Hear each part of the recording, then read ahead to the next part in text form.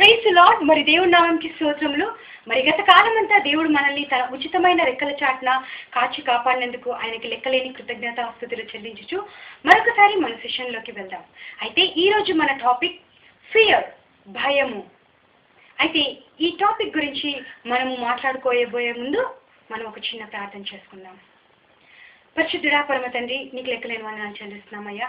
మరి ఇప్పుడు మేము భయం గురించి మీరు చెప్పబో మర్మాలను మేము గ్రహించబోచుండగా దేవా మాతో ఉండి సూటిగా మాట్లాడి మాలో ఉన్న ప్రతి భయాన్ని, ఎవరెవరైతే ఏ బిడ్డలైతే భయంతో ఆందోళనతో ఈ లోకంలో జీవిస్తున్నారో వారి హృదయంలో భయంని తొలగించి దేవా నీ బిడ్డలుగా సింహాలలా ఈ లోకంలో జీవించుటకు, నీ యొక్క వాక్యంని ప్రతి చోట ప్రచురించుటకు, ఒక గొప్ప సాక్షి బిడ్డగా నిలబట్టకు నీ యొక్క గొప్ప కృపను దయచేయమని యేసు దివ్యమైన పాదం పడి ఎంతో వినయంగా విని వేడుకుంటున్నాము తండ్రి.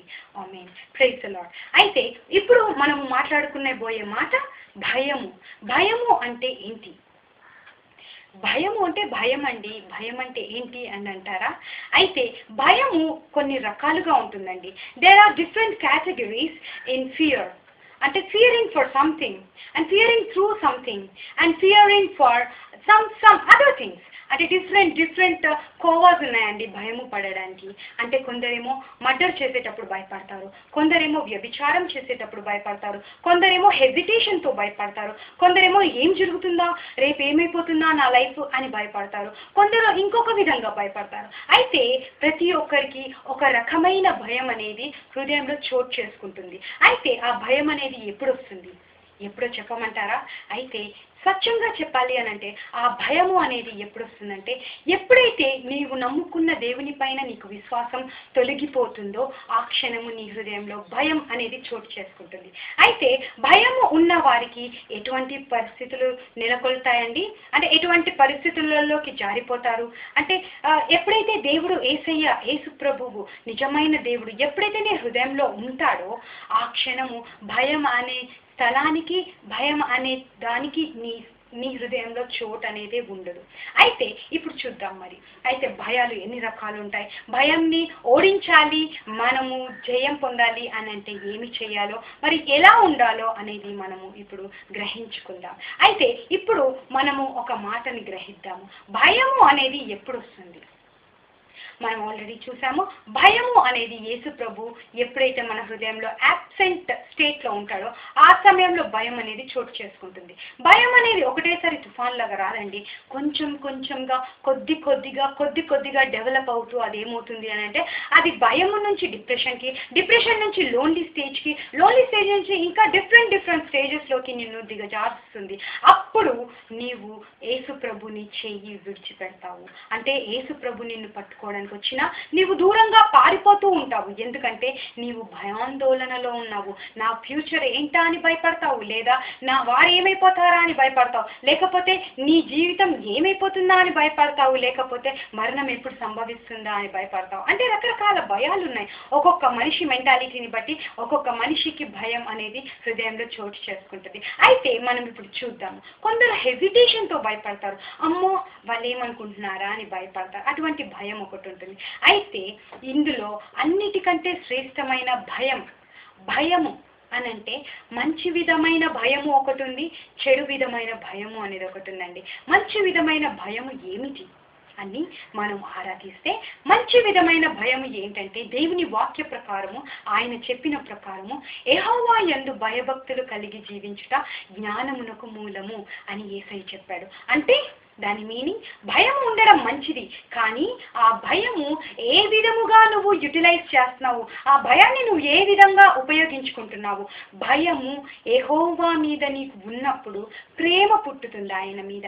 అంటే భయం అనేది ఎప్పుడు వస్తుంది? ఆయన మీద నీకు ప్రేమ ఉన్నప్పుడు, నీ తల్లిదండ్రుల మీద నీకు ప్రేమ ఉన్నప్పుడు, వాళ్ళని రెస్పెక్ట్ చేయాలి అనే ఒక భయము. అంటే దాన్ని భయము అనము, అమ్మ అనేటటువంటి భయము కాదు, కానీ ప్రేమతో కూడిన రెస్పెక్ట్నే మన భాష మనము భయము అంటాము.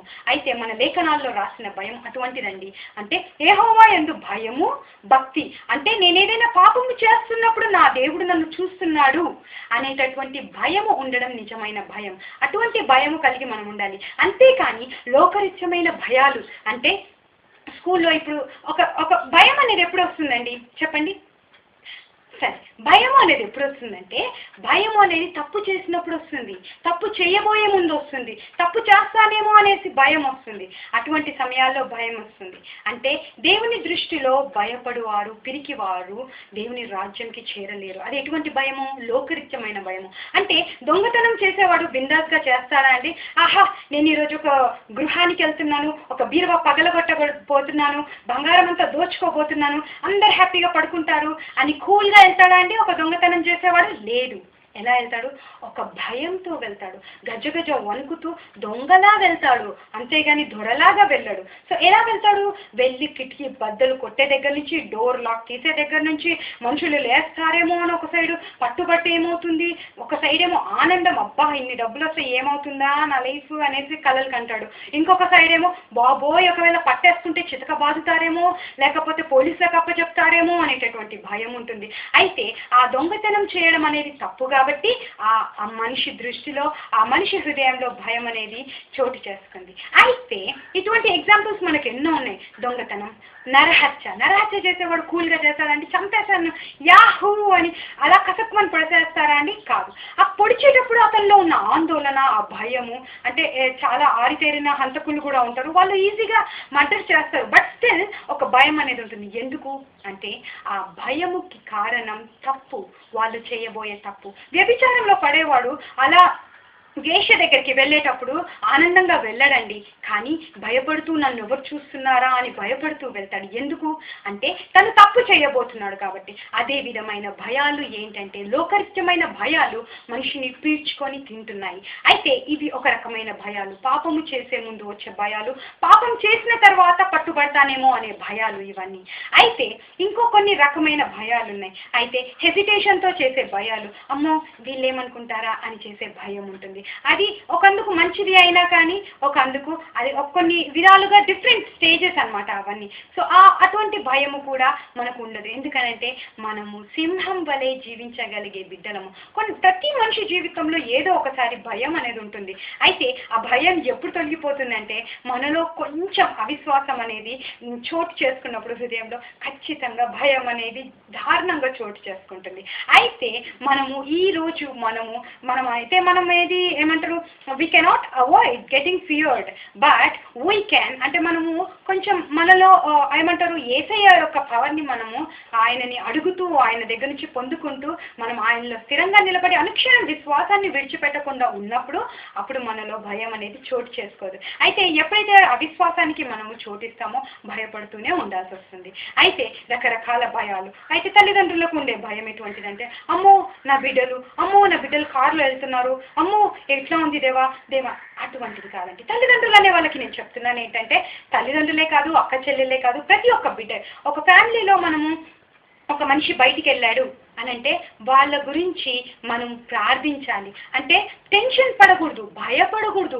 అమ్మ ఏమైపోయింది, రోడ్ మీద ఇలా అయిందేమో అలా అయిందేమో, కొంచెం 5 నిమిషాలు ఆలస్యం అయిపోతే భయపడతాం. అమ్మ ఏమైపోయింది, దేవుడు ఏం జరుగుతుంది అని ఎక్కడెక్కడికో వెళ్ళిపోతాయి థాట్స్. అదే టైంలో సడన్గా టీవీ ఆన్ చేశారనుకోండి, న్యూస్ వచ్చిందనుకోండి, ఎక్కడో దారుణ హత్య, ఎక్కడో దారుణ యాక్సిడెంట్ అని వచ్చిందనుకోండి, అంతే. ఇంకా మీ థాట్స్ అన్ని ఎక్కడికో వెళ్ళిపోతాయి. అమ్మ నా కొడుకు బయటికి వెళ్ళాడు, నా కూతురు బయటికి వెళ్ళింది, లేకపోతే నా భర్త బయటికి వెళ్ళాడు, నా భార్య బయటికి వెళ్ళింది, ఇలాగే జరిగి ఉంటుందేమో అని భయపడుతుంటారు. అయితే మనము